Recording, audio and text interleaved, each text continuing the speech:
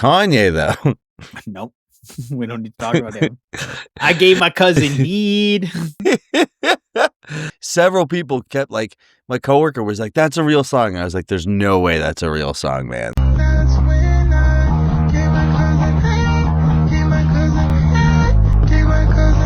There's like no way that's a real song. It's not. I gave my cousin weed. I gave my cousin weed. What is up, Bannock folks? Welcome back to our channel. Phil, today we are going to check in with Teeth. In case you aren't aware, Teeth is a Hamilton, like, super heavy metalcore band. Would you say that's accurate, right? Yeah, maybe like a death-inspired metalcore band. Very, very heavy. No singies. Very heavy metalcore. They were also one of the first reacts we ever did together on this channel. Oh shit, that's right. Yeah, it was the video for, it was Hate Me, yeah, and I think that was one of the first videos I ever edited. Like, I'm pretty sure Hate Me was the video where I learned how to edit a video for this channel. That's the one. So go back to Hate Me. Here we are. Yeah, go back to Hate Me. Look at how terrible the editing is. Notice the audio's really strange. It's gotten slightly better. But yeah, Teeth are an absolutely crazy band. You got Chris Lemasters, formerly of Dead and Divine, and he's in a band with Corey from Norma Jean called 100 Suns, which is more like a heavy, rocky sort of like project. Corey doing more singing, stuff like that. And then, of course, you have Blake Prince on vocals. Straight Reads the Line, so many different bands, Anniversary, Skynet. A guy who Modern Miniatures, typically a guy who needs no introduction. You know what I mean? Also have the guitarist of Good Depression in here playing. Everyone in this band is very talented. Every single guy. When you see them play live, it becomes very apparent right away that everyone in this band really, really knows what they're doing. I've seen this band a few times live. I saw them recently with Mile End and the Cancer Bats at Steamworks, I think it's called, in Hamilton. Really good venue. Really good venue. Shout out you, Steamworks. Great venue. But yeah, they have 2 new songs released under an EP or a single, I think it's technically called. It gets weird when you release 2 songs only. Bridgeworks. That's the name of the venue? Yeah. Why did you wait? Did you just figure it out, or were you waiting? Were you trying to be polite? It came to me. Okay. They've been a very consistent band. All their songs are good. Some of their older songs are some of my favorite ones, actually. But they've put out 2 new songs on a EP called I Am the Way to Oblivion. They really care about like the visual aspect of their band and like creating this like sort of like aura around them, especially when they play live. Like they're very like, they don't really crack jokes or anything like that. They kind of play the whole thing serious. And I find that they typically carry that into the visual element of their band as well, be it merch or music videos, which we're about to watch. Yeah, I've actually had the opportunity to play with Teeth, with Sinner, a couple of years back. They put on an amazing live show. So if you haven't seen them, definitely go see them live.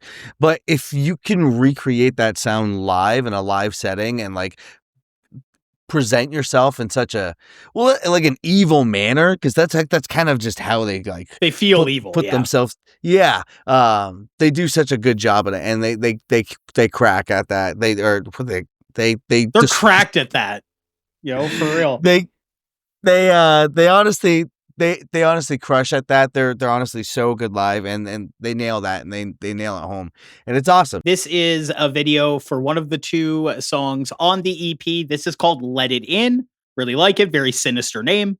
Let's jump into it.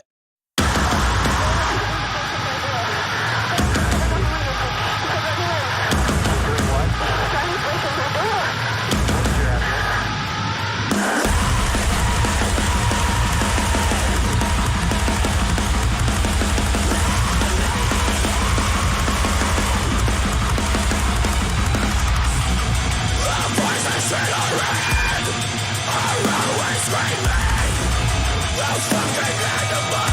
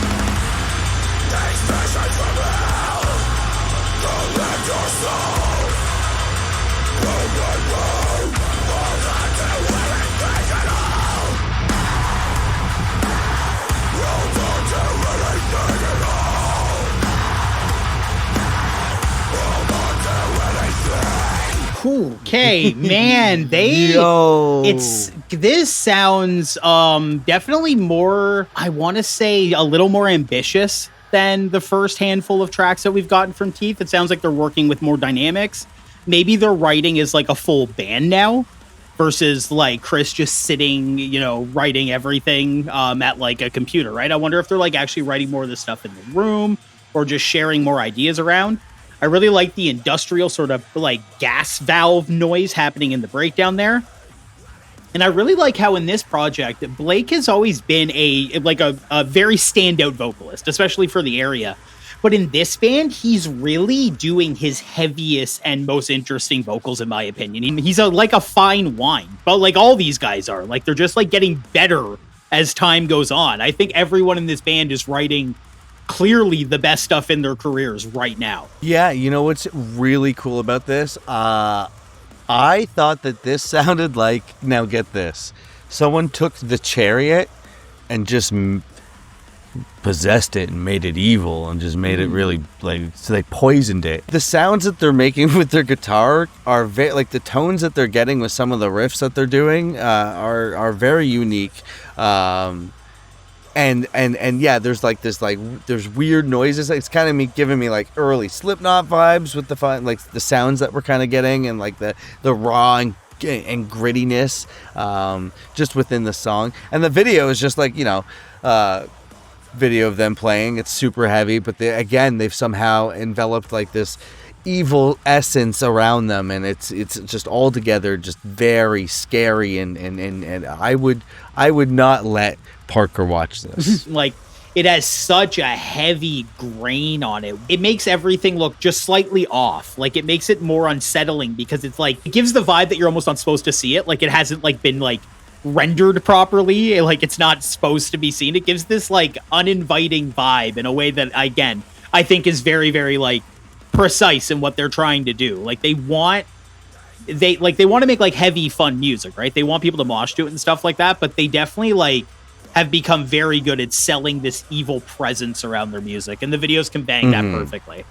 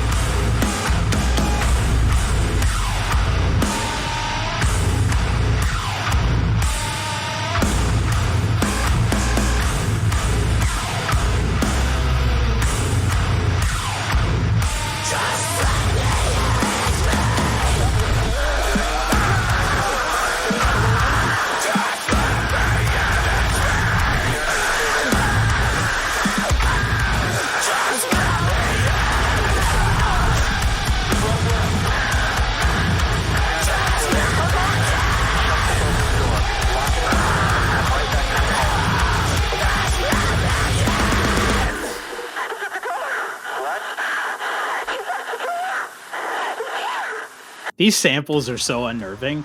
And I just was thinking about too in that final breakdown there, where we just detoured right into Emmure City at the end there. That took the vocals, everything about that took me back to like Emmure at their absolute best. But think of how fucked up like the vocals are there. Just let me in, it's me.